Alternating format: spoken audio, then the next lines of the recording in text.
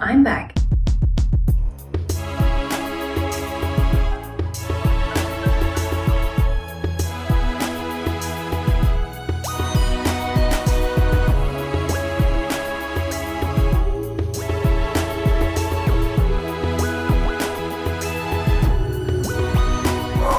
I'm back. It's 3:45 and I've got about 2.5 hours left of my shift, and so far the afternoon has been pretty eventful. I've had a patient who's come in who discussed some cosmetic fillers with me, which is always exciting to do because I love talking about cosmetics. I had a couple of patients who've actually come in from different areas of Queensland, so northern Queensland. They've come down for a weekend trip to visit the area, and what's interesting about these patients is they have a different attitude compared to the patients that I see here on a regular basis. They're more laid back, and I'm not sure if it's because they just got more sun or more beach up there, but there's something slightly different about them. This particular chap that I saw was from this gorgeous place, and I've seen it myself. It's called a beautiful place in Rockhampton, and he basically showed me a picture of his view from his house, and it's like literally it's just the beach. He was like, yeah, I've got a house on the beach, it's really cheap, it's huge, it just sounds like a dream to me. I'm like, oh my gosh, that's amazing. So the great thing about being a doctor is you get the privilege of speaking to people about their different kind of things that they might have encountered in life. You know, obviously we have conversations about medicine, but sometimes whilst I'm doing my prescription up or writing my notes, we might have a chat about, you know, what life is like in different areas of Queensland. So that's always really nice to hear different people's attitudes and different stories as well. So where are we up to now? So right now I've got a bit of a gap. It doesn't usually happen this way. Usually I'm chock-a-block, and like you saw earlier, I don't really have much of a lunch break. So having this kind of 5 minutes quiet time is actually quite nice. Gives me an opportunity to drink some water because it's really important to keep hydrated. Must keep hydrated. And it also gives me a moment just to like recalibrate and reflect back on the patients that I've seen, because it's really easy to get into the kind of like get into a situation where you're just non-stop seeing patients, but just taking a 5-minute breather just to recalibrate your brain, just to debrief yourself about any patients that you've seen during the daytime. And we're going to slowly just bring it down, and nice big breaths, and again.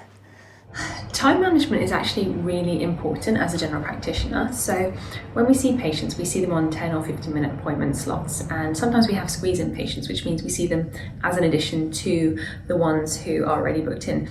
This can create a bit of an issue. For example, patients who are waiting and there's someone who squeezed in before them and they want to take sort of half an hour talking to you, then obviously that's going to have a knock-on effect to the patients who are booked up.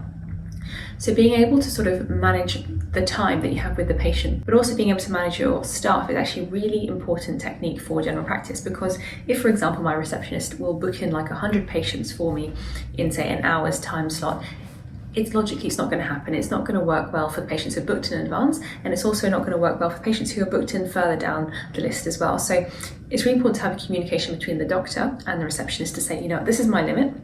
I can see X amount of patients in an average hour, because I know if I do any more than that, it's going to have a knock-on effect to the rest of my day.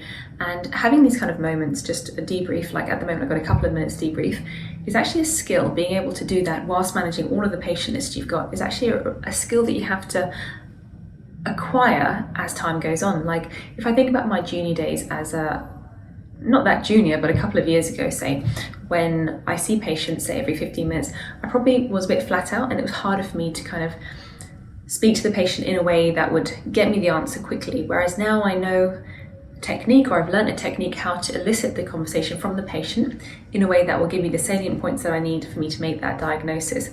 And on top of that, I've even got time to talk about, you know, the weather, or I've got time to talk about how their life is in a different city. So it's definitely a technique that you need to learn as you go along. And I think it's something you can only learn on the job.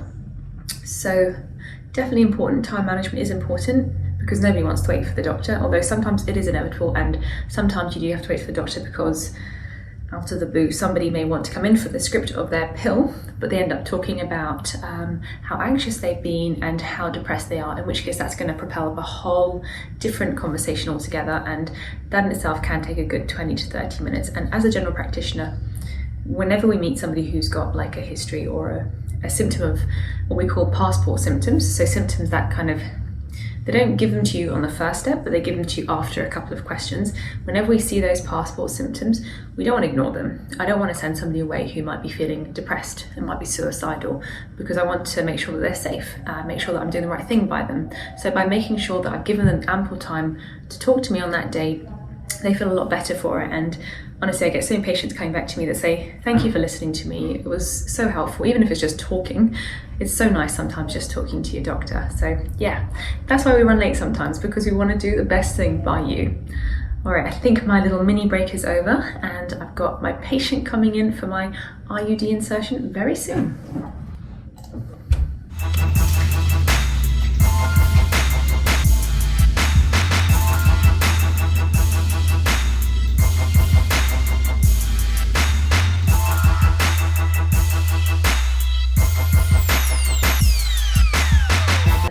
As a GP, you've got to be really prepared to deal with anything that comes through your front door. So, for example, today already, I know I've done some cosmetics. I know I've done some follow-up patients for cosmetics. I'm going to be doing some family planning medicine as well.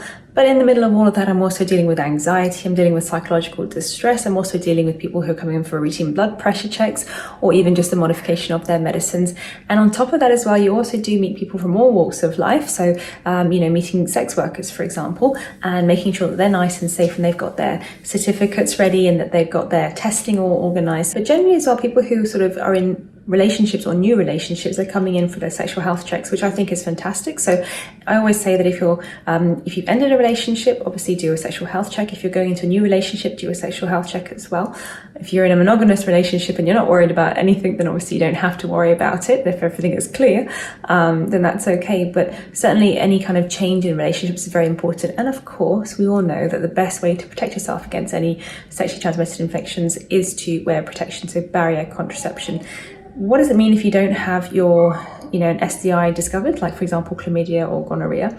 Well, a lot of these STIs can actually go undetected. So that means you have no symptoms. You don't have any symptoms of any discharge or any kind of urinary symptoms. And if you go undetected and it's not treated, then it can actually lead to, in women, it can lead to something called pelvic inflammatory disease, which can actually have an impact on your fertility later on down the line. So it's vital to come in for your sexual health check. It's really simple. It's very easy to do. We can do a urine test. There's plenty of ways we can do it. It doesn't have to be so shy, or you don't have to be so embarrassed, but it's super important, especially if you're thinking about the future as well. And obviously you don't want to be spreading on any illnesses to other people. And I'd say this area that I work in, the Gold Coast, definitely I see once a year. There's always a sexual infection going around. Like for example, last year it was gonorrhea, the year before that it was chlamydia, and like that. So lots of different infections. So it's really important. Don't feel shy. Don't feel shy, guys. Don't feel shy about coming into your doctor. We deal with everything. We deal with everything. Sexual health. We deal with, bottoms. We deal with boobs. We deal with everything. The list is endless. We can really help you guys out. So that's what we're here for. That's our job. And at the end of the day, we want to keep you healthy because, as you'll know, it's our Hippocratic Oath is to do no harm to you guys. So yeah, interesting day so far. And I've got another couple of patients waiting to see me in the waiting room, so I better get on. So I've got about another 45 minutes left to go. It's 5:15 and I've really enjoyed having you on this journey with me on my day of life of a GP. And what's been happening so far is I've had a couple more fun patients coming in, different things, different ailments, a few medical notes for people who've not been feeling well, a few chest infections, a couple more telephone consults for people who weren't able to come in or who have got query COVID, which luckily so far we've actually been really good on the Gold Coast. We haven't had any new cases in Queensland for a good few days now, which is fantastic. And I also had one chap that came in who was asking me about if there's any issues with fasting long term. And usually when people say fasting, I often say, do you mean intermittent fasting? Because that's a very new fad out there. But this guy was like, no, fasting for long periods of time, because there's a guy on YouTube called Connor Murphy who has been fasting on his couch and he's live streaming it apparently, and he's just fasting. And so we went through all of the kind of, not so much the pros and cons, but more the cons of fasting for long duration of time. And I sort of said to myself, well, hang on a minute, if this guy's out there and he's live streaming himself fasting for a long period of time on his sofa, live streaming it, I think somebody needs to say to him, hey, that may not be the best thing for you, and drop some medical knowledge. So stay tuned, because I think I will be releasing a counter video for this chap who is live streaming his fast, because there are certainly some very negative health impacts that can have on your body. So I dropped this knowledge to this lovely patient of mine who was like, you know what? Thank you so much for telling me that. It's good to get a second opinion, because on YouTube, as you all know, on YouTube, you can hear all sorts of things and it's not medically credentialed. So guys, beware out there. People who might be doing on YouTube, just because they're doing on YouTube doesn't mean that they're a real life person who has got the credentials behind it. They're obviously a real life person, but they don't have the medical credentials. So, and you don't know what they're doing. Like, he might be, switching off his camera at a 5-minute interval and going off and sneaking off and having some food and then coming back on the sofa. You can't trust anybody on the internet. So please, please, please, if you actually are looking on YouTube, take it with a grain of salt, take it with a pinch of salt. Don't trust everything that you see on the cameras. Trust people who have had, medical knowledge. People who've tried and tested things are always the things that work the best. So yeah, watch this space. Very soon I'm going to be doing a counter video as to why you shouldn't be fasting for prolonged periods of time. I mean, like weeks and weeks and weeks on end, because it's going to have some negative impacts onto your health. And I'll be sharing with you that very shortly. So watch this space. So that wraps up my day over here in Service Paradise on the Gold Coast, and thank you guys for joining me on my day in the life of a GP here over on the Gold Coast. And I have to say, what an eclectic day we've had. We've literally seen patients who are coming in for medical notes, patients who are coming in for cosmetic injectables, patients who are coming in just for simple prescriptions, and even family planning as well, from IUD insertions. God, what a day. Certainly, to be a doctor, you've got to be prepared that anything that comes through the door is going to maybe phase you, but you mustn't be phased. And now it's time to go home, get recharged and refueled, ready for another shift tomorrow morning. Thank you so much guys for joining me. I hope you've enjoyed this video. And of course, if you have any comments or suggestions or questions, please don't hesitate to drop me a line in the comment section below. But for now, take care and stay healthy.